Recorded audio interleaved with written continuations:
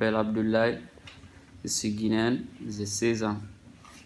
Aujourd'hui, j'ai un message à passer aux Guinéennes et Guinéens par rapport aux élections qui sont prévues le 1er mars en Guinée-Conakry. Chers frères et sœurs, soyez nombreuses, mobilisez-vous pour empêcher ces élections. Parce que grâce à ces élections-là, M. Alpha Condé, il peut se présenter et nous proposer une nouvelle constitution alors qu'on n'a pas besoin d'une nouvelle constitution. D'ailleurs, on a vu dans 10 ans, il est là sans rien faire. Donc, on n'a pas besoin d'une nouvelle constitution. Il y a eu 3 jours, j'ai vu son discours quand il disait aux forces de l'ordre guinéennes de massacrer les manifestants le jour des élections. D'ailleurs, c'est pourquoi je veux interpeller la communauté internationale et surtout l'Union européenne et l'Union africaine de venir en aide. Je vous remercie.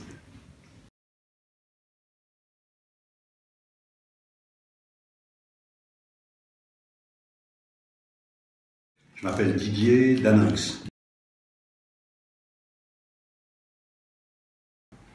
J'ai commencé à écrire des livres il y a presque 40 ans. J'ai 70 ans maintenant, j'ai commencé, j'avais 28 ans. Et donc j'ai écrit un livre, j'étais pas fait pour ça, moi j'étais ouvrier, je travaillais dans l'imprimerie. Et puis je me suis retrouvé pour la première fois de ma vie au chômage. Et le temps du chômage, je déprimais, j'étais pas bien et tout. Et comme j'aimais bien lire, j'ai essayé d'écrire un livre. Et donc j'ai écrit un livre policier pendant le temps du chômage. Je l'ai envoyé par la poste à des éditeurs. Et j'ai eu la chance qu'il y en a un qui me dise que ça lui plaisait. Et c'est devenu un livre qu'on pouvait acheter dans les librairies. Donc voilà. Non, le premier, non, ça n'a pas marché. Ça a été ce qu'on appelle un bide. Mais le fait d'avoir un livre avec mon nom sur la couverture, ça m'a donné une énergie. C'est comme si on m'avait donné vraiment énormément d'énergie. Je me suis dit, bon, le premier n'a pas marché, mais je vais en écrire un deuxième. Et j'ai bien fait parce que le deuxième, c'est un livre un petit peu compliqué sur la guerre d'Algérie. Et c'est un livre qui a eu un énorme succès, qui a été publié dans le monde entier, qui a été traduit en japonais, en anglais, enfin dans tous les pays du monde. Et ce livre-là, on m'a demandé d'aller en parler à travers le monde. Donc j'ai visité toute la planète grâce à ce livre-là, comme si c'était un tapis volant qui m'emmenait un petit peu partout. Et puis voilà, après j'ai continué.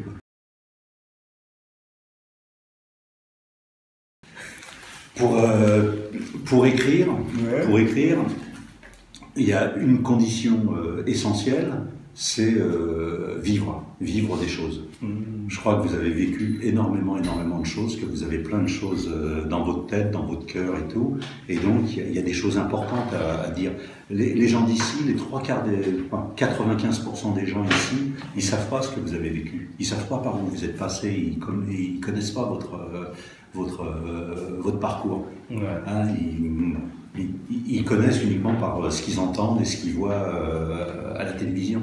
Et quand on discute, on s'aperçoit que c'est autre chose. Ils connaissent pas votre pays, ils connaissent pas pourquoi vous êtes parti, qu'est-ce qui se passait dans votre quartier, et ainsi de suite. Donc, vous avez vécu, il y a des choses à dire. Hein, il y a plein de gens qui essayent d'écrire et qui n'ont rien vécu, quoi. Alors, ils parlent de choses qui n'intéressent personne. En vrai, c'est... oui. Après, c'est compliqué parce que la première condition, c'est avoir vécu. La deuxième condition, c'est lire, pouvoir écrire, hein, la lecture, l'écriture. Alors maintenant, avec les appareils comme ça, on peut dicter, on peut céder et tout. Mais ça, c'est la deuxième partie. L'écriture, après, c'est un peu compliqué quand même, quoi. On peut céder avec plein de choses, avec des associations, avec des gens qui vous donnent un petit peu des idées, qui vous donnent un petit peu confiance en vous. Mais quand on a des choses à dire, on trouve le moyen de le dire. Hein.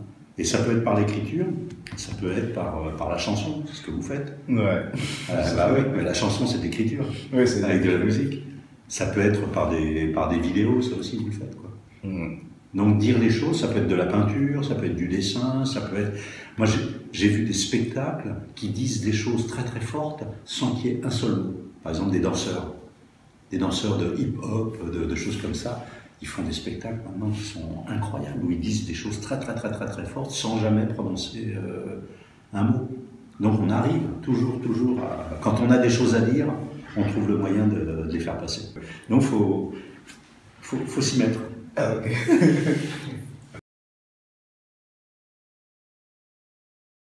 Bah ouais, moi j'ai... Oui, il y a eu des galères, mais c'est pas les mêmes galères que vous. Hein. Moi, j'ai jamais été en danger, véritablement. Hein. Les galères, c'est le chômage, moi, j'étais quelqu'un qui m'intéressait beaucoup à la politique, et donc j'avais une vision du monde, et tout s'est mis en pièces détachées. Et puis maintenant, on essaye de remettre les pièces et ça marche pas, on n'arrive plus à les mettre. Donc, c'est des galères quand même, ça aussi, ce genre de choses. Et puis, une partie du monde que je connaissais, par exemple, mes parents, ils ont vu disparaître en France le monde paysan, le monde des cultivateurs et tout. Moi, j'ai vu disparaître le monde de mes parents, qui était le monde ouvrier, le monde des ouvriers, des usines et tout. Donc voilà, donc j'ai beaucoup écrit là-dessus. Et puis, j'ai toujours habité dans le 93, en Seine-Saint-Denis. Et là, c'est des villes où il y a des gens qui viennent de tous les pays du monde, Hein, c'est des villes-mondes. Et j'ai vu le racisme, j'ai vu toutes ces choses-là, quoi. Donc, j'ai essayé d'en parler dans mes livres, de toutes ces choses, pour essayer de faire en sorte que, qu'en montrant la bêtise du racisme, les choses aillent un petit peu mieux. Hein, les livres, ça sert aussi un petit peu à ça, quoi. Hein. Ok, merci. Merci.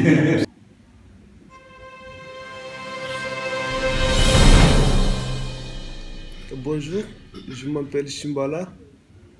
Bonjour, je m'appelle Bobo. Nous allons parler de l'école en France. Je suis pris en charge depuis un bon moment. Je n'ai pas encore allé toujours à l'école.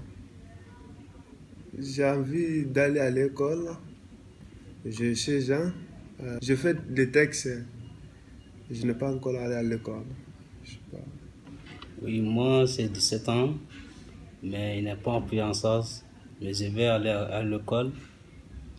Dans les lois françaises, pas de droit à un PC d'aller à l'école. On a des droits, mais ce n'est pas respecté.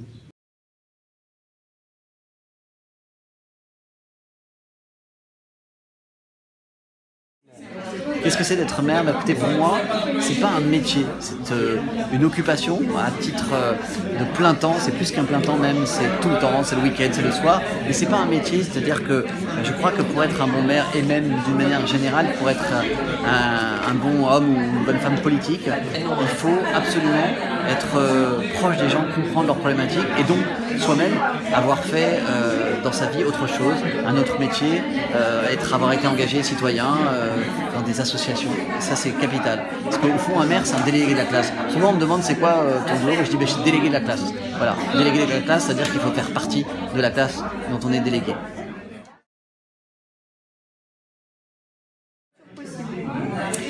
Ah, c'est une question qui est tellement vaste.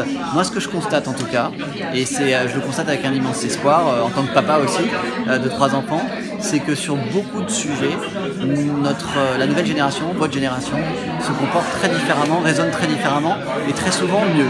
Mieux sur la question du travail, de l'équilibre dans sa vie. On a une génération, moi j'appartiens à une génération qui a beaucoup investi le travail, au détriment parfois d'autres choses.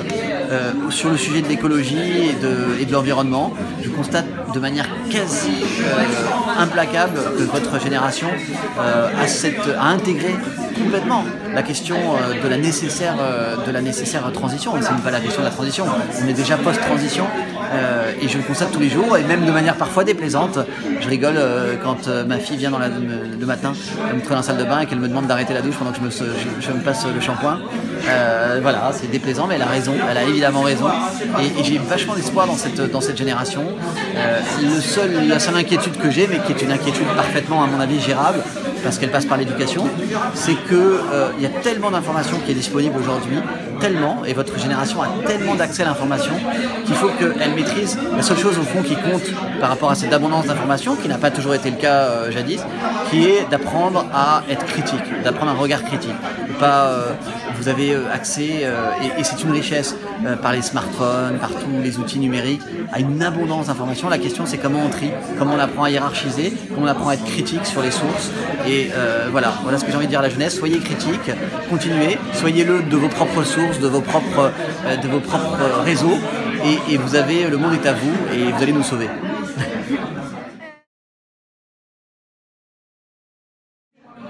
Il y a des droits en France, il y a des droits dans le monde entier, et ils sont évidemment pas respectés pour tous. Je crois qu'on a quand même un pays dans lequel on doit se réjouir, et je crois qu'il y a beaucoup d'endroits dans le monde où les droits sont encore un peu moins respectés qu'en France, beaucoup moins respectés, et je trouve qu'il y a aussi une prise de conscience à avoir. Il faut sans cesse repousser plus loin le domaine de respect des droits, mais il faut aussi se poser la question de comment on peut aider les autres. Et je vois parfois des jeunes qui sont très impliqués justement dans la rencontre de l'autre, dans des associations internationales, dans l'accueil aussi de l'autre en France, et c'est très très bien. Parfois, je dis juste, et je le dis encore une fois à mes enfants, faites la comparaison de ce qui a été acquis. Parfois, je trouve qu'il y a une ignorance sur les droits qui ont été les nôtres. Et je le dis toujours aux enfants, par exemple, quand j'interviens dans les écoles, de dire, vous savez, l'école, tout le monde n'est pas très content d'aller à l'école, mais c'est un droit. C'est un droit qui a été chèrement acquis. Et dans le monde entier, il y a des gens qui rêveraient de pouvoir aller à l'école. Et je dis souvent ce discours-là. Donc, à la fois, pareil, grand espoir sur la capacité des enfants à réclamer leurs droits aujourd'hui, plus que jamais, des jeunes. Et aussi, petit discours de mère, c'est normal, et de père, d'ailleurs, aussi, pour dire, prenez conscience de ces droits que vous avez et des combats qu'il a fallu pour en arriver là, et du fait que ces combats-là sont encore nécessaires dans plein d'endroits dans le monde. En un mot, bienvenue. Alors ça, si tu me marres, ça va pas suffire. C'est facile, ça. Mais concrètement, lui, par exemple, il rêve d'aller à l'école. Ils peuvent pas y aller. Ils peuvent pas y aller parce qu'ils sont pris en charge, mais qu'on refuse de les mettre à l'école, alors qu'il y a de la place et qu'on dit qu'il n'y en a pas. Donc ça, c'est une vraie volonté politique. Donc qu'est-ce qu'on répond à ces jeunes? Ils doivent pouvoir être accueillis. Moi, je le dis sur ce sujet-là, alors là, c'est qu'on a une capacité d'accueil en France qui est importante. On n'est pas débordé. On a une capacité d'accueil, il faut qu'on la mette en œuvre. Il n'y a aucune raison pour que personne n'aille à l'école chez nous. Le temps que ça dure, votre séjour, et j'espère le plus longtemps possible, il n'y a aucune raison qu'il ne soit pas accueilli dans les écoles. On a de la place, on est même parfois en sous-effectif. Et donc, dans le respect évidemment du travail qu'a mené avec les équipes pédagogiques. Et nous, on a des élèves, je vous le dis, dans toutes les écoles de mon arrondissement, chaque fois que la question était posée, que j'ai pu contribuer, eh bien on a accueilli les élèves qui étaient là, passagèrement parfois, et on les a accueillis, et ça se passe en réalité très bien. Il y a parfois des inquiétudes des parents, mais en réalité ça se passe très bien. C'est une source d'enrichissement évidemment pour les enfants accueillis, mais aussi et surtout pour tous les enfants accueillis.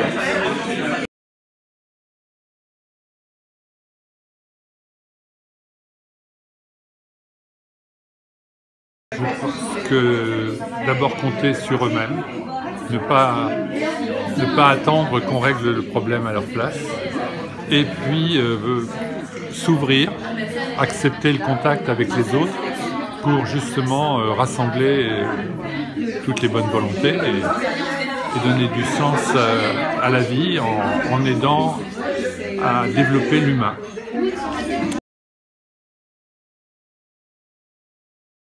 Alors, l'école publique,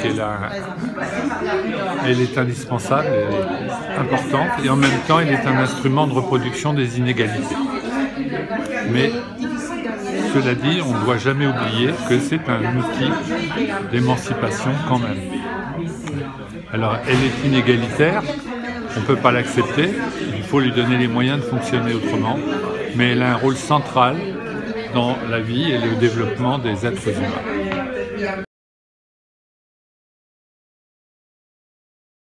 Non, ils ne sont pas tous respectés. On vient de parler du droit à l'école, à l'éducation. Ils ne sont pas tous respectés au sens où tous étaient égaux, mais certains plus que d'autres. C'est-à-dire qu'ils ne sont pas égaux devant la réalité des actes d'éducation.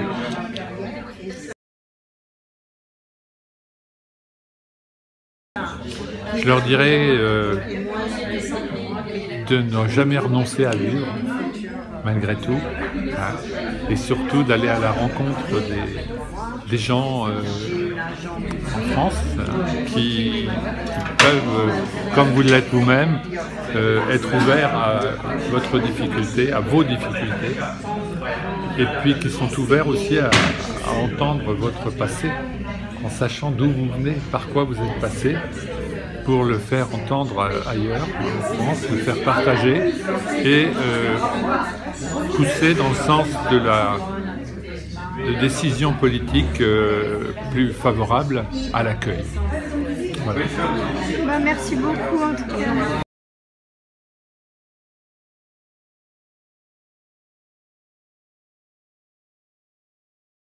Après, on met. Ça, c'est quoi? L'ail. Bien.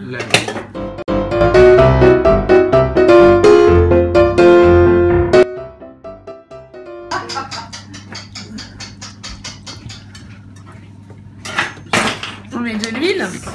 On rajoute notre ingrédient qu'on adore tant, le cube. On met deux.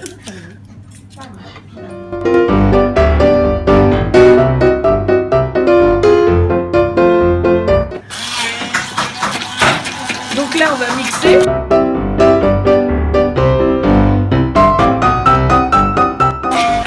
Ça peut être aussi une marinade pour le poisson. Après, on met du piment et ça peut aller dans le poisson.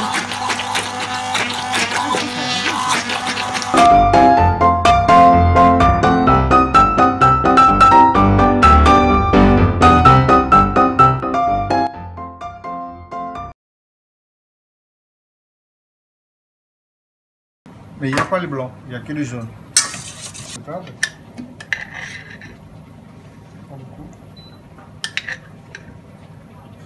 Ça dépend de la quantité de salade. Voilà. L'huile, là, quelqu'un m'a dit de m'ouvrir l'huile.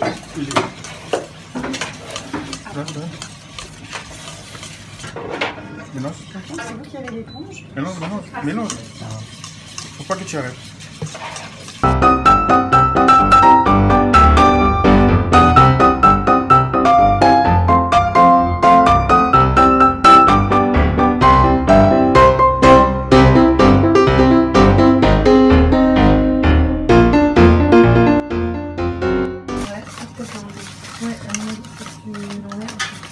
Et c'est sec en dessous?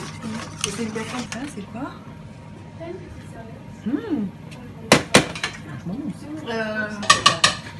Poivre sel. Je vais les mettre dedans? Ça, jamais les régler d'or. C'est juste ça.